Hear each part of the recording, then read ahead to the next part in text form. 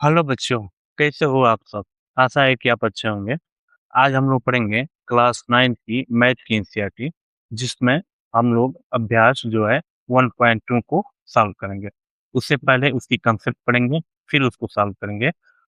हम आपको बता दें कि जो पिछली कक्षा चला था, उसमें हम लोग 1.1 को सॉल्व किए थे और उसके कुछ कंसेप्ट पढ़े थे।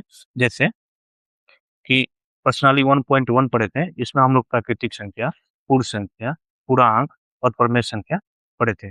आज हम लोग पढ़ेंगे अपरिमेय संख्या और वास्तविक संख्या। ठीक? तो चलिए आगे बढ़ते हैं। देखिए, अपरिमेय संख्या किसे कहते हैं?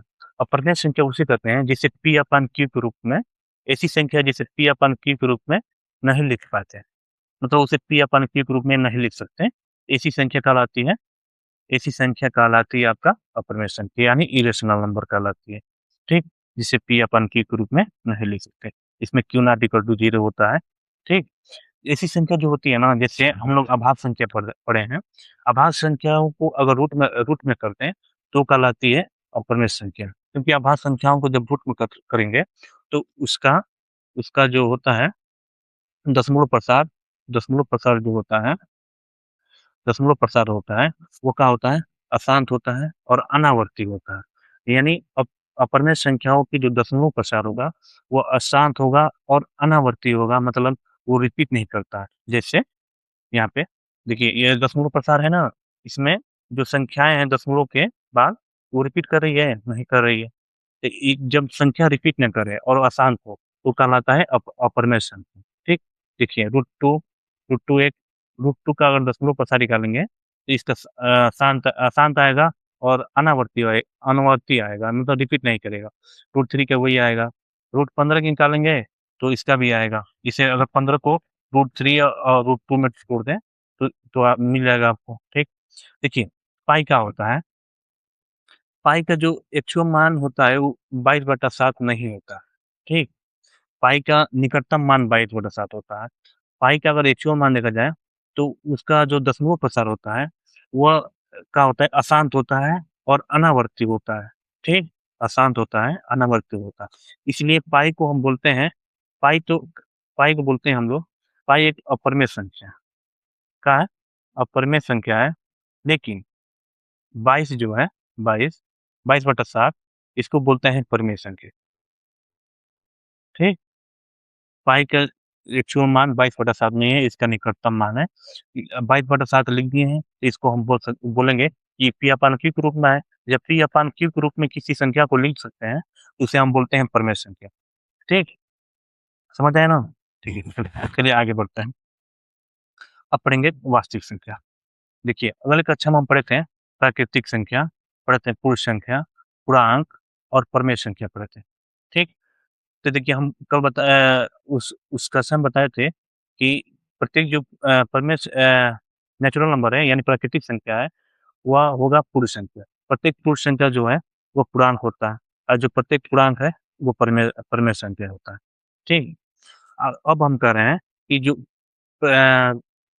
अगर परिमेय संख्या और अपरिमेय संख्याओं का संग्रह क्या कहलाता है आपका रियल नंबर, यानी वास्तविक संख्या। परिमेय परिमेय तथा अपरिमेय संख्याओं के एक साथ संग्रह को हम बोलते हैं वास्तविक संख्या। वास्तविक संख्या वो होता है, परिमेय संख्या और अपरिमेय संख्याओं का संग्रह क्या कहलाता है? वास्तविक संख्या कहलाता है। ठीक? चलिए आगे बढ़ते हैं।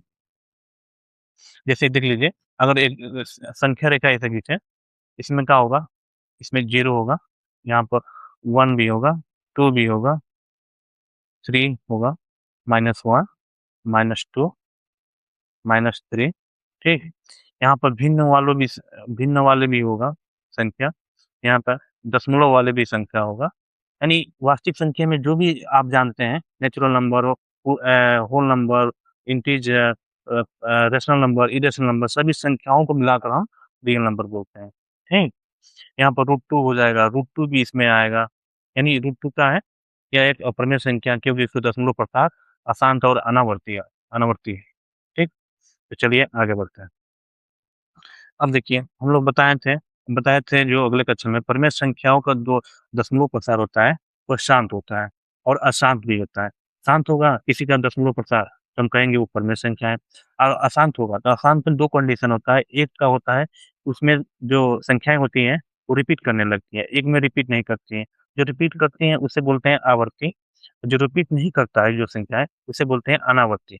तो जो परमेय संख्या है, अगर कोई कोई संख्या दशमलव के बाद रिपीट कर रहा है, तो उसे बोलते हैं आवर्ती यानी रिकरिंग बोलते हैं।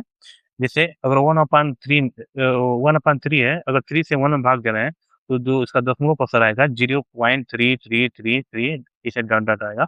इसको लिख सकते हैं 0.3 का रिकरिंग यानी इस चीज़ जो 3 है, वो बार-बार रिपीट कर रहा है। अगर ऐसी कोई संख्या आपको दिख जाए दशमलव पसार में, तो हम बोलेंगे ये परमेय संख्या है, ठीक? अपरमेय संख्या में क्या होता है, इसमें जो दशमलव प्रसार होता है, वो तो अशांत होता है, लेकिन अनावर्ती होता है, यानी रिपीट नहीं करता है। जैसे यहाँ पे देखिए पाई का मान होता है 3.14159 ऐसे डॉट-डॉट ये रिपीट ही नहीं करता, इसलिए बोलते हैं पाई एक अपरमेय संख्या है, ठीक? पाई का दशमलव प्रसार अशांत होता है, अनावसानी और अनावर्ती होता है, यानी अशांत होता है और अनावर्ती होता है, रिपीट नहीं करता है, ठीक? चलिए आगे बढ़ते हैं। अब देख लीजिए, सबसे पहले ये समझिए, हमको पढ़ना है पाइथागोरस पढ़ना है, पाइथा पाइथागोरस गोरस पढ़ना है। क्यों पढ़ना है? इसमें जब आगे सवाल लगाएँगे, उसमें इसका यूज़ आएगा, ठीक? इसलिए पढ़ लेते हैं। देखिए, अगर कोई त्रिभुज समकोण हो, समकोण कब होता है त्रिभुज? जिसका एक कोण का है 90 डिग्री हो, यानी 90 डिग्री हो। मान लीजिए इसका एक कोण 90 डिग्री है, ये। इसका नाम रख देते हैं ए, बी, सी। इसके जस्ट ऊपर वाले जो भुजा होती है, इसे बोलते हैं हम कर्ण। इधर वाला जो होता है, इसको बोलते हैं लंब। और नीचे वाले जो होता है, ये नीचे वाली जो भुजा होती है, इसको बोलते हैं आधार। आधार। तो पाइथागोरस प्रमेय कहता है कि कर्ण का वर्ग इक्वल टू आधार का वर्ग आधार का वर्ग प्लस लंब का वर्ग प्लस लंब का वर्ग। ये है आपका पाइथागोरस प्रमेय। पाइथागोरस प्रमेय ये है। अभी इसका यूज़ हम लोग करेंगे। जैसे कि अगर कोई उसमें सवाल लगाएँगे तो इसमें कोई एक नहीं दिया होगा, आधार दिया होगा, लंब दिया होगा तो कर्ण निकालेंगे इससे। अगर कर्ण दिया है, आधार दिया है तो लंब निकालेंगे। अगर आधार और क्या बोलते हैं कर्ण दे दिया हो तो लंब भी निकालेंगे और कर्ण लंब दे दिया हो तब आधार निकालेंगे। इससे कर्ण, आधार, लंब तीनों निकाल सकते हैं, ठीक है? इसका प्रयोग हम लोग आगे आगे वाले क्वेश्चन में करेंगे। जैसे चलिए एक क्वेश्चन को सॉल्व करते हैं, जो उदाहरण 3 है, वो कह रहा है कि संख्या रेखा पर √2 को क्या करना है? √2 को निरूपित करना है संख्या रेखा पर, ठीक? संख्या रेखा पर निरूपित करना है। सबसे पहले हम √2 को हम लिख सकते हैं √1 + 1 यानी एक भुजा जो होगा 1 सेंटीमीटर का होगा, दूसरा होगा आपका 1 सेंटीमीटर का। तो पहले सबसे पहले संख्या रेखा बनाते हैं, ठीक? संख्या रेखा बनाते हैं। मान लीजिए यह संख्या रेखा है, ठीक? इसको थोड़ा सीधा कर लेते हैं।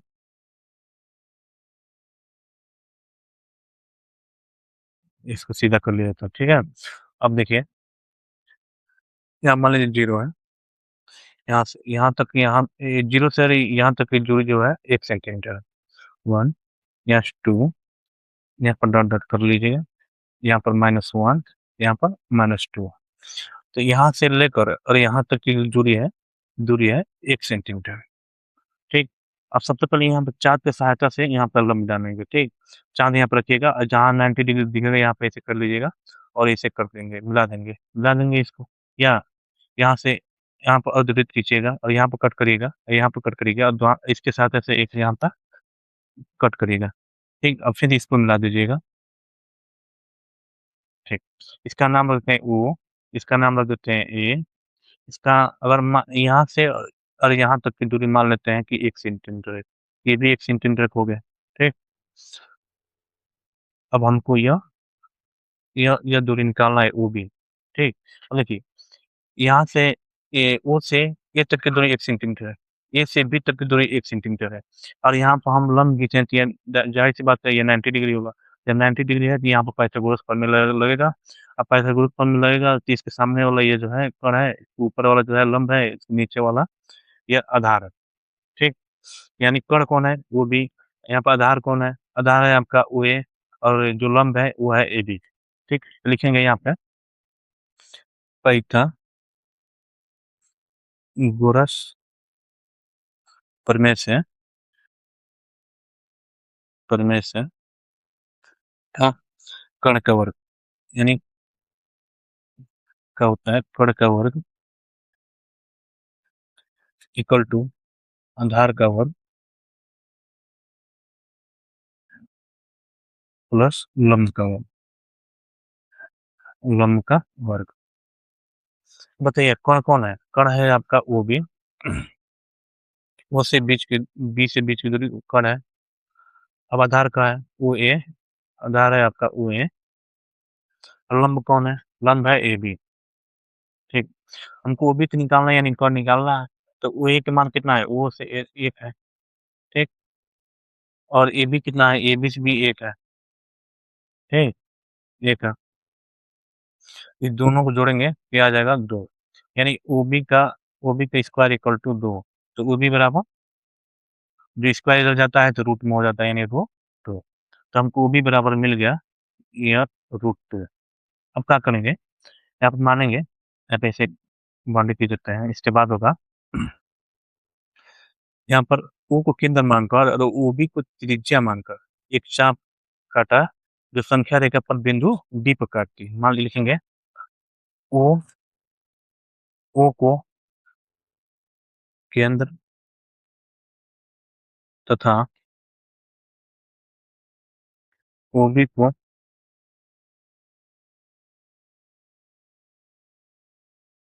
त्रिज्या मानकर मानकर मानकर एक एक चाप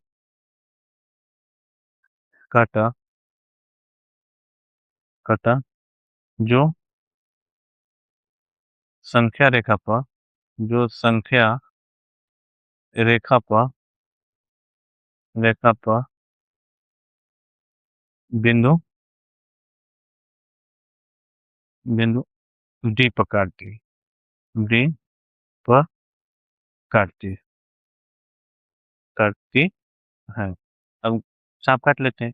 मान लें यहाँ से काटेंगे, यहाँ पर एक प्रकार रखेंगे और वो भी को त्रिज्या मानकर एक चाप ऐसे खींचेंगे। कलर चेंज कर रहे हैं।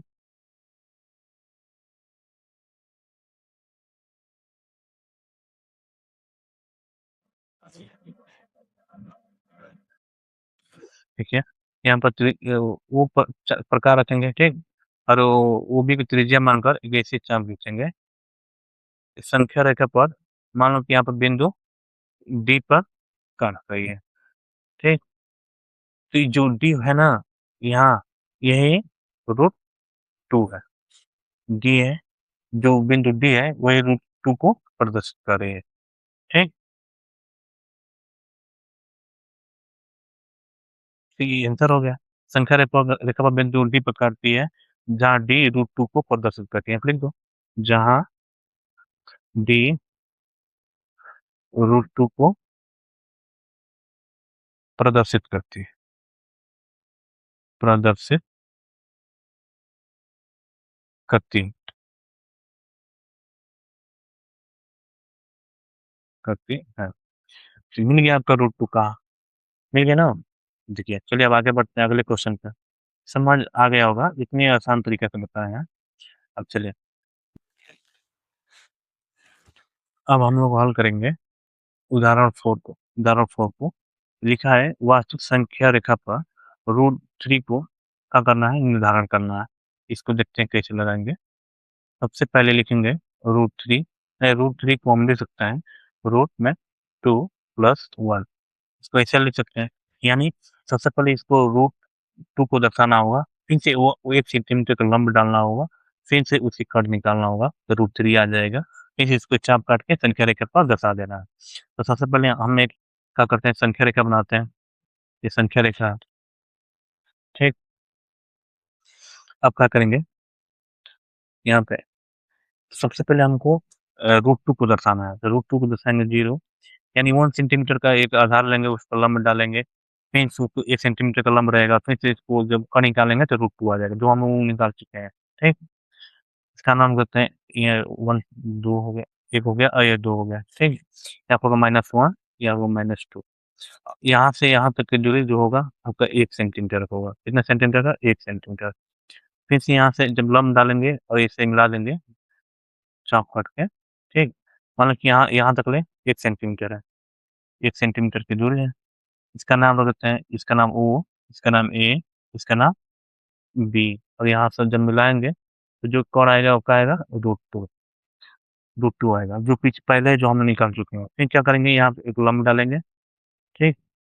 फिर यहाँ से 1 सेंटीमीटर का 1 सेंटीमीटर का एक लंब डालेंगे, ठीक? फिर से O से मिला देंगे, इस मिलाएँगे, यानी ये 1 सेंटीमीटर का होगा। इसका नाम रख देते हैं आप B, ठीक। अब हमको निकालना है OD। देखो यहाँ पे OB मालूम है, यानी आधार मालूम है, यानी फिर लंब मालूम है BC, BD हमको निकालना है OD। लिखेंगे पाइथागोरस, पाइथागोरस प्रमेय से, प्रमेय से कर्ण, कर्ण क्या है इसमें? कर्ण का वर्ग होता है, कर्ण का वर्ग इक्वल टू आधार का वर्ग, आधार का वर्ग का लिखेंगे, फॉर्मूला लिख देते हैं, आधार का वर्ग प्लस लंब का वर्ग, लंब का वर्ग। देखिए इसमें कर्ण है आपका OD, OD का वर्ग, आधार है आपका OB, इसमें त्रिभुज OBD में देख रहे हैं हम लोग, हाँ, ये ध्यान रखिएगा। कैसे OB, कैसे प्लस लंब का है आपका BD, BD का स्क्वायर। अब रहेंगे OB की मान कितना है? √2, स्क्वायर रहेगा, √2 का स्क्वायर प्लस BD का है आपका 1 का स्क्वायर।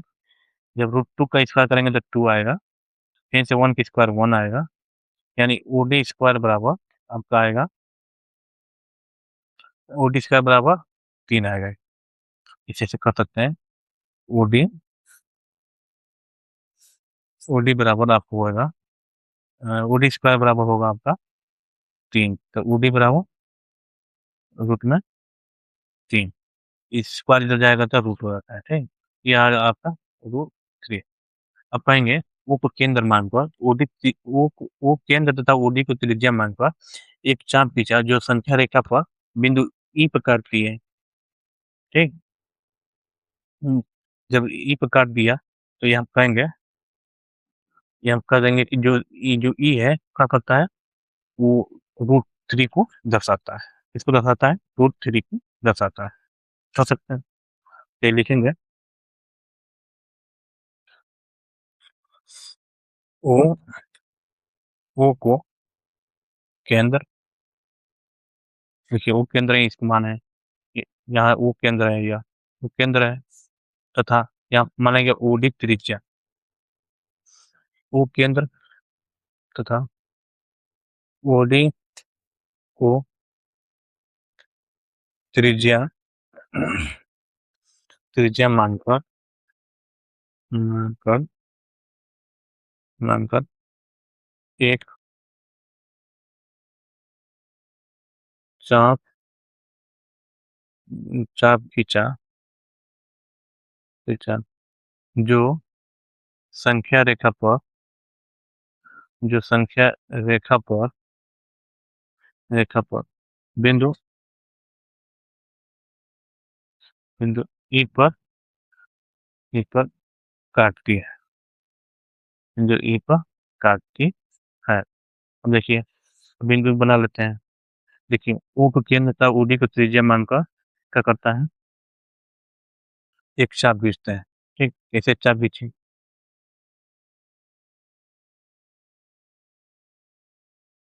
ठीक, यहाँ आ गया, इसको यहाँ नाम रखें बिंदु E, जो E है वो √3 को दर्शाता है, ठीक?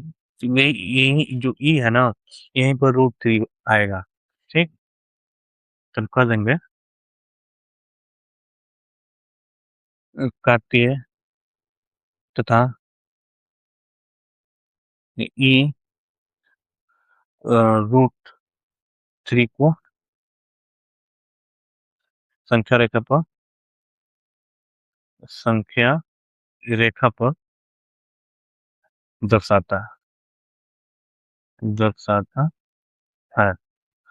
देखिए ओ को केंद्र माने हैं, ओडी की त्रिज्या माने हैं, फिर से एक चाप खींचे हैं जो संख्या रेखा पर बिंदु ई पर काटती है और जो ई है √3 को दर्शाता है। बस इस क्वेश्चन का पूरा हल होगा। ये पूरा कंप्लीट क्वेश्चन हो गया इसमें। ओ को केंद्र मानकर ओडी त्रिज्या मानकर एक चाप खींचे हैं जो संख्या रेखा पर बिंदु ई पर काटती है, जो ई है √3 को दर्शाता है। ठीक है, चलिए अब आगे बढ़ते हैं। अब हम लोग प्रश्नावली 1.2 को सॉल्व करते हैं। सबसे पहले क्वेश्चन देखिए, इसमें 3 क्वेश्चन है, तो सबसे पहला क्वेश्चन देखते हैं। पहला का 1 देखते हैं।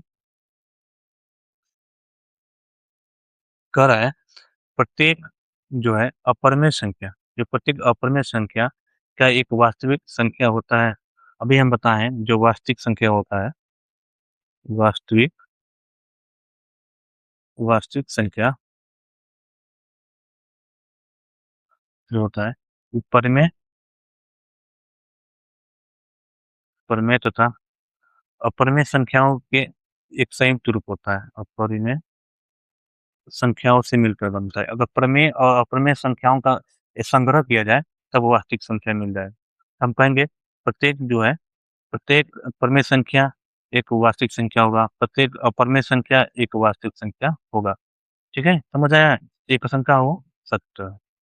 इसमें कारण लिखेंगे, कारण में कारण भी बताना है, तो कारण में लिखेंगे सत्य सत्य क्योंकि प्रत्येक अपरिमेय संख्या प्रत्येक अपरिमेय संख्या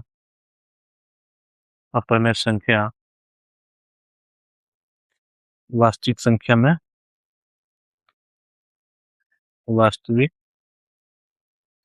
वास्तविक संख्या में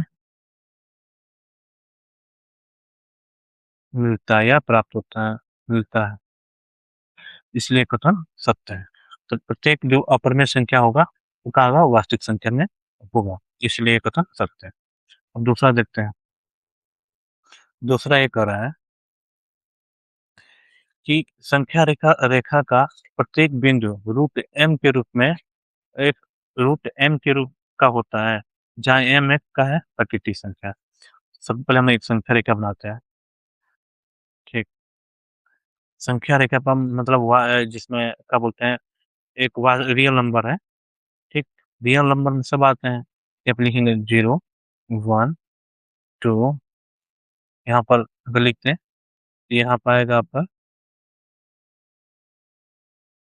यहाँ लिख दें आप 5.2, ये भी आएगा। यहाँ पर 3, यहाँ पर 4 5 डॉट डॉट, यहाँ पाएगा -1 -2 -3 -4 -5 डॉट डॉट होता है।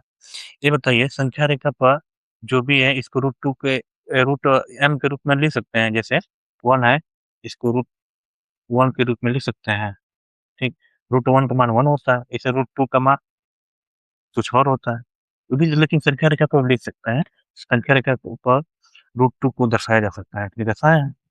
ठीक, अब देखिए जो है ऋणात्मक वाला है, जिसे लिख दें -1, ये हम संख्या रेखा पर दर्शा सकते हैं। रूट में -1 को संख्या रेखा पर दर्शा सकते हैं, नहीं दर्शा सकते हैं क्योंकि ये क्या है, काल्पनिक संख्या क्या है, यह काल्पनिक संख्या है, काल्पनिक संख्या है। या √-2 ले लें, ये भी क्या है, काल्पनिक संख्या है। इसलिए इसको संख्या रेखा पर नहीं दर्शा सकते हैं, कल नहीं दर्शा सकते। ठीक, रूट में -1 -2 -3 -4 डॉट डॉट जो भी हो, जितनी ऋणात्मक संख्या है इसको रूट लेने पर तो संख्या रेखा पर नहीं दर्शा सकते हैं। ठीक, या रूट यम के रूप का होता है? नहीं होता है। कि कारण लिख देंगे, कारण में असत्य, क्योंकि क्योंकि ऋणात्मक ऋणात्मक संख्याओं का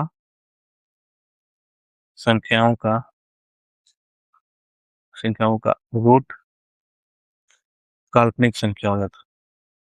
काल्पनिक काल्पनिक संख्या हो जाता है। बताया ना, संख्या रेखा का प्रत्येक बिंदु को हम नहीं दर्शा सकते हैं, क्योंकि अगर अगर मान लीजिए जो ऋणात्मक वाली जो संख्या होता है, उसको रूट में लेते हैं तो काल्पनिक संख्या में चले जाता है। ठीक? तो चलिए क्वेश्चन भी हो गया। अब चलते हैं, आगे बढ़ते हैं। अब पहला जो तीसरा क्वेश्चन है, इसको देख लेते हैं। तीसरा क्या कर रहा है? प्रत्येक वास्तविक संख्या अपर्मेय संख्या होगा। हम ही जानते हैं प्रत्येक अपर्मेय संख्या वास्तविक संख्या होता है। उल्टा में क्या होगा? वास्तविक संख्या में आपका ऋणात्मक भी आ जाता है, हाँ, और 1 भी आ जाता है, 2 भी आ जाता है। तो ये सब नहीं होगा, इसे लिखेंगे असत्य, क्योंकि क्योंकि वास्तविक संख्या में वास क्योंकि क्योंकि क्योंकि प्रत्येक प्रत्येक वास्तविक संख्या वास्तविक संख्या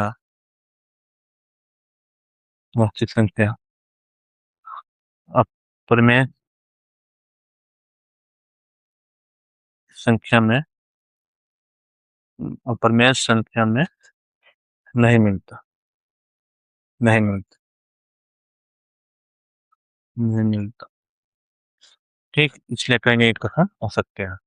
वास्तविक संख्या में तो बहुत आता है।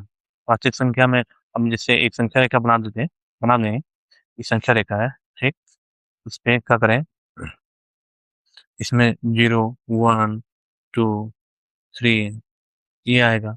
क्या पाएगा आपका? -1, -2, -3। अब देखेंगे अपर में संख्या में ये ऋणात्मक भी नहीं आएगा। ठीक, यहाँ पर 1, 2, 3 भी नहीं आएगा, केवल इसमें √2, √3 ये सब आता है। रूट 10 ये भी आता है ऊपर में संख्या। ठीक, चलिए आगे बढ़ते हैं। अब कह रहा है दूसरा क्वेश्चन, देखिए दूसरा कह रहा है, क्या सभी धनात्मक पूर्णांकों के वर्गमूल अप्रमेय होता है? तो सभी धनात्मक पूर्णांक लिखते हैं, जैसे धनात्मक पूर्णांक आपको हो जाएगा 1, 1, 2, 3, 4, 5, 6। अब कह रहा है इसका वर्गमूल लिख देते हैं, √1, √2, √3, √4, ऐसे √5, √6, √7, √8, √9, डॉट डॉट डॉट। क्या ये अपर में संख्या होगा? देखिए यहाँ पे देखिए, ये तो 1 हो जाएगा। ठीक, इसको √2 लिख देंगे, इसको √3 लिख देंगे, इसको हम 2 लिख देंगे, इसका √5 लिख देंगे, यहाँ पर √6 लिखेंगे, यहाँ पर √7 लिखेंगे, यहाँ पर √8 लिखेंगे, और यहाँ पर 3 लिख देंगे। हम देख रहे हैं ये जो है 1, 2, 3 ये क्या मिल रहा है? ये सब परिमेय संख्या मिल रहा है। तो यदि नहीं तो, ये अब लिखा है यहाँ पे, यदि नहीं तो एक ऐसी संख्या का वर्गमूल का उदाहरण दीजिए जो एक परिमेय संख्या है। यहाँ पे लिख देंगे उदाहरण के तौर पे यहाँ पे हो जाएगा आपका रूट में 4, रूट में 9, रूट में आपका हो जाएगा 16, ऐसे रूट में आपका हो जाएगा 25। ये सब संख्या क्या है? ये सब का है, इसका वर्गमूल हो जाता है पूर्ण रूप से। ठीक, इस तो हम उदाहरण भी दे दिए थे, क्वेश्चन क्या हो गया? चालू हो गया, कंप्लीट हो गया। हम आगे बढ़ते हैं। अब तीसरा क्या कर रहा है? दिखाइए कि संख्या रेखा पर रूट में 5 को किस प्रकार निरूपित करते हैं। देखिए यहाँ पे लिखा है √5, √5 को लिख सकते हैं रूट में 4+1 लिख सकते हैं ना। इसको हम लिख सकते हैं रूट में इसको लिख सकते हैं 2 2 का वर्ग +1 तो 2 को वर्ग करके अगर जोड़ दिया जाए तो आपको मिल जाएगा 5। तो हम लिख लें इसे, अब एक संख्या रेखा बनाएँगे, ठीक? ऐसे संख्या रेखा बना लिए, ठीक? अभी अब क्या करेंगे यहाँ पर हम रख दें 0, यहाँ पे 1, यहाँ पे 2, 1 और 2, यहाँ पे -1, यहाँ पर -2, डॉट डॉट इधर भी डॉट डॉट। देखिए पहले जो होगा यहाँ से यहाँ तक की जो दूरी होगा 2 सेंटीमीटर होगा, ठीक? इसका नाम O, इसका नाम रखते हैं O, इसका नाम रखते हैं A, ठीक? अब इस पर क्या करेंगे, एक लंब खींचेंगे, लंब जानते हैं कैसे खींचा जाता है, इसे चाप काट के इसे मिलाकर और यहाँ से यहाँ तक की दूरी क्या होना चाहिए, 1 सेंटीमीटर होना चाहिए। मान लीजिए यहाँ तक में 1 सेंटीमीटर है, तो इसका नाम रख देते हैं आपका ये बी रख देते हैं, फिर से O से मिला देते हैं, इसको O से यहाँ तक मिला देते हैं। जब लंब खींचेंगे तो ये कोण 90 डिग्री होगा, ये कोण होगा, यह आपका होगा 1 सेंटीमीटर का है, ठीक? यह कोण होगा, ये लंब होगा, ये आधार होगा। तो पाइथागोरस प्रमेय यूज़ करेंगे, लिखेंगे पाइथागोरस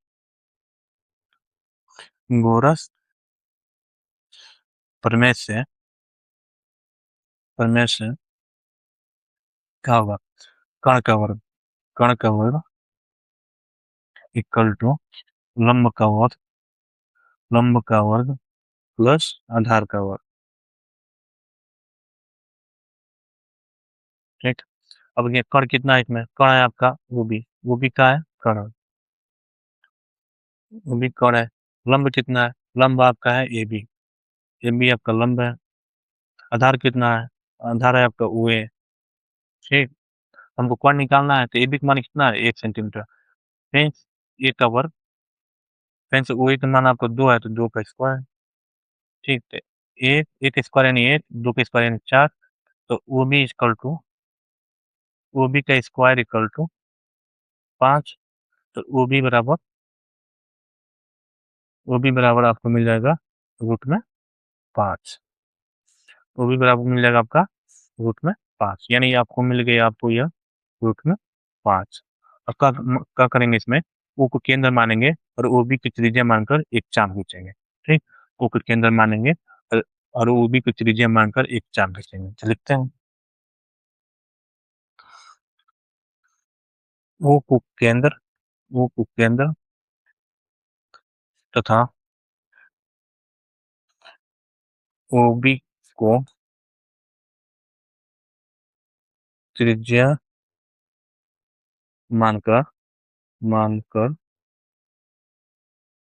संख्या रेखा पर संख्या रेखा पर एक चाप खींचते हैं, एक चाप काटते हैं, एक चाप काटते हैं, काटते हैं जो जो जो बिंदु सी पर काटती है, जो बिंदु सी पर काटती है, ठीक?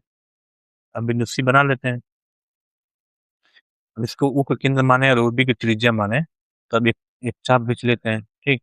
अब क्या करेंगे, इसे जब खींचेंगे तो ये आएगा आपका यहाँ, ठीक?